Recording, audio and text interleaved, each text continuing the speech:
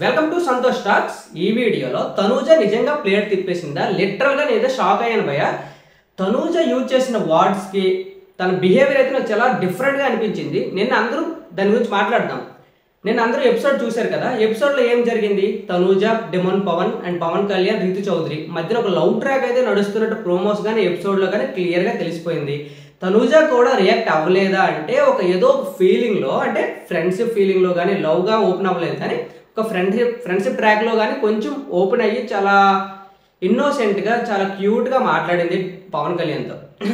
తర్వాత ఏం జరిగిందంటే రీతు చౌదరితో డెమోన్ పవన్ పులిహోర అయితే డైరెక్ట్గా కలిపేశాడు. డైరెక్ట్ అంతే. ఆ ట్రాక్ అయితే ఓకే అయిపోయింది వాళ్ళిద్దరి మధ్యన.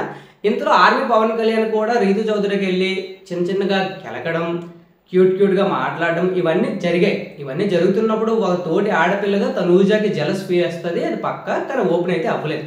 ఆ తర్వాత మళ్ళీ ఏమైందంటే డెమోన్ పవన్ కళ్యాణ్కి తనూజ గారు అడిగారు, మీరిద్దరు నాకు సపోర్ట్ చేస్తారా, రీతు చౌదరికి సపోర్ట్ చేస్తారా అంటే వీళ్ళిద్దరూ మొహమాటం లేకుండా డైరెక్ట్గా మొహం మీద చెప్పేశారనమాట, మేము రీతు చౌదరికి అయితే సపోర్ట్ చేస్తామని. సో ఈ విషయాన్ని తెలుసుకున్న తనూజకి ఎక్కడో చిన్నపాటి జలస్ వచ్చి ఫీల్ అయ్యింది భయ్య. మీరు ఏమైనా ఫీల్ అయ్యింది, వెళ్ళింది బెడ్ పైన ఇమాన్యుయల్తో కాసేపు అలాగా బాధపడి నువ్వెవరికి సపోర్ట్ చేస్తావని చాలా ఎమోషనల్గా అయితే అడిగింది. అక్కడ ఎమోషనల్గా అడిగినప్పుడు ఇమాన్యుయల్ తెలివిగా సమాధానం చెప్పాడు, మీ ఇద్దరిలో ఎవరు ఎక్కువ బాగా ఆడితే వాళ్ళకే సపోర్ట్ చేస్తానని చెప్పాడు. చెప్పిన తర్వాత అక్కడ కూడా బాధపడింది, నువ్వు నాకు డైరెక్ట్గా సపోర్ట్ చేస్తానలేదు కాబట్టి అక్కడ కూడా బాధపడింది. సో ఇక్కడికి ఇది అయిపోయింది. ఆ తర్వాత తనూజ గారు ఏం చేశారు తెలుసా? వీళ్ళందరూ కూర్చున్నప్పుడు పవన్ కళ్యాణ్ వచ్చి పక్కన కూర్చుని ఏదో క్యూట్గా మాట్లాడుతుంటే అక్కడ సడన్గా తమ్ముడు అంటే బ్రదర్ అనేసింది భయ్య. బ్రదరు బ్రో అనేసింది. నాకు లిటరల్గా షాక్ అనిపించింది. నిన్న వేరేగా బిహేవ్ చేసింది. ఒక క్లిప్ కోసం చెప్పు అని తన నుండి రావడానికి ఏదో ప్రయత్నించింది. ఒకసారిగా తమ్ముడు బ్రదర్ అనేసింది. అబ్బా, లిటరల్గా నేను షాక్ అయ్యాను. ఇదే తనూజ ఏంటి ఇలా పిలుస్తుందని. ఓకే, వాళ్ళిద్దరి మధ్య చిన్నపాటి బ్రదర్ బాండింగ్ ఉందేమో అనుకోవచ్చు. డెమోన్ పవన్ని కూడా అక్కడ వాష్రూమ్లో మాట్లాడుతున్నప్పుడు సడన్గా తమ్ముడు అనేసింది. తమ్ముడు వేస్తే డెమోన్ పవన్ దాన్ని తీసుకోలేక నువ్వు నేను ఒకే ఏజ్, తమ్ముడు కాదు అని ఎవరో కవర్ చేస్తున్నాడు. కానీ అక్కడ ఎందుకో డెమోన్ పవన్ మొహం అయితే కొంచెం మాడింది. కానీ రీతు చౌదరి క్లైన్ వేసుకుంటున్నాడు కాబట్టి అంత ఎఫెక్ట్ లేదు. కానీ అక్కడ తనూజ ఇలా వీళ్ళిద్దరికి రిలేషన్షిప్ పిలవడం, వాళ్ళిద్దరే ఈ బిగ్ బాస్ హౌస్లో ఇప్పుడున్న ఒక కొంచెం ఫిట్ అండ్ గ్లామరస్గా ఉన్న బాయ్స్ ఎవరంటే వాళ్ళిద్దరిని కూడా తనూజ అలా పిలవడం నిజంగా నాకు ప్లేట్ తిప్పేసినట్టే అనిపించింది. ఇంకా బిగ్ బాస్ టాస్క్ విషయానికి వస్తే నిజంగా భయ్య ఈ వీక్ కెప్టెన్సీ కంటెండర్స్ కోసం పెట్టిన టాస్క్లు అయితే పెద్ద బొక్క టాస్క్లు. దానికి వచ్చిన కంటెంటు లేదు, దానికి పెట్టిన అర్థము లేదు. ఎందుకు పెట్టిన నాకు అర్థం కాలేదు. ఫస్ట్ టాస్క్ ఏంటి? చక్రం పట్టుకోవడం, ఒక హ్యాండ్తో పట్టుకొని ఇంకో హ్యాండ్ మార్చాలి. సో అదేంటి? ఓపిక సహనం ఉండాలి ఆ టాస్క్ కోసం.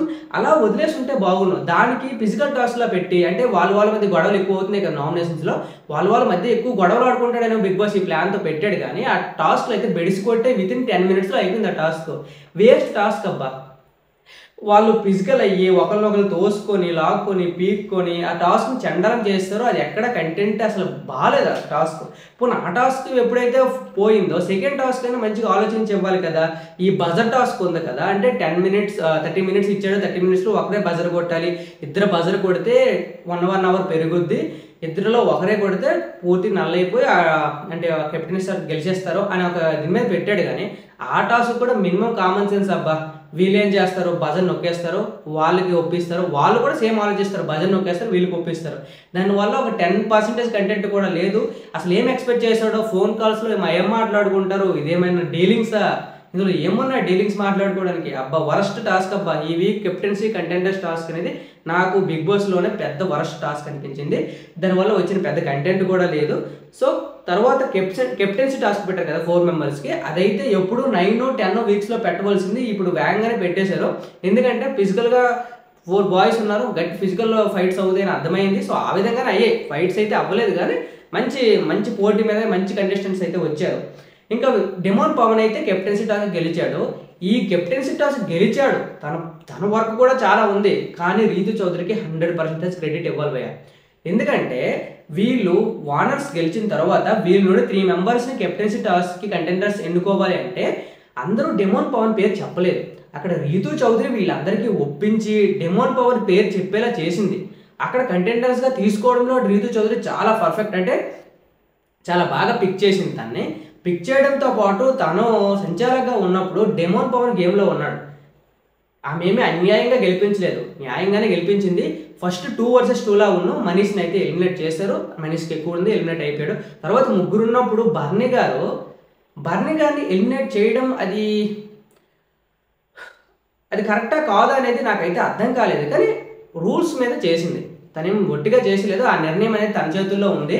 సో తన గేమ్ పాజ్ అయినప్పుడు వెళ్ళి 3 times రాజాడ్ అనేది తనైతే రిమూవ్ చేసింది. అక్కడ రిమూవ్ చేయడం వల్లే డెమోన్ పవన్ గెలిచాడు. అక్కడ బర్నీ గారిని రిమూవ్ చేయకపోతే బర్నీ అండ్ ఎమాన్యుల్ ఒకటైపోయి డెమోన్ పవన్ అయితే ఆ రౌండ్ ఎలిమినేట్ చేస్తారు. తర్వాత వీళ్ళిద్దరు ఆడేవాళ్ళు, వీళ్ళిద్దరు ఒకళ్ళు కెప్టెన్స్ అయ్యిండే వాళ్ళు. డెమోన్ పవన్ అయితే అవ్వకపోయింది. కానీ బర్నీ గారిని రిమూవ్ చేయడం వల్ల ఎమాన్యుల్ వర్సెస్ డెమోన్ పవన్ అయ్యింది. వీళ్ళిద్దరిలో ఫిజికల్గా ఫిట్ అండ్ యంగ్ కాబట్టి డెమోన్ పవన్ అయితే గెలిచేస్తాడు. సో డెమోన్ పవన్ గెలవడంలో ఎంత పాత్ర ఉందో దాన్ని రీతు చౌదరి కూడా 100% క్రెడిట్ అయితే ఇవ్వాలి.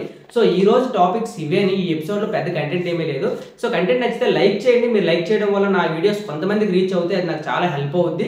Thank you so much. Thanks for your support.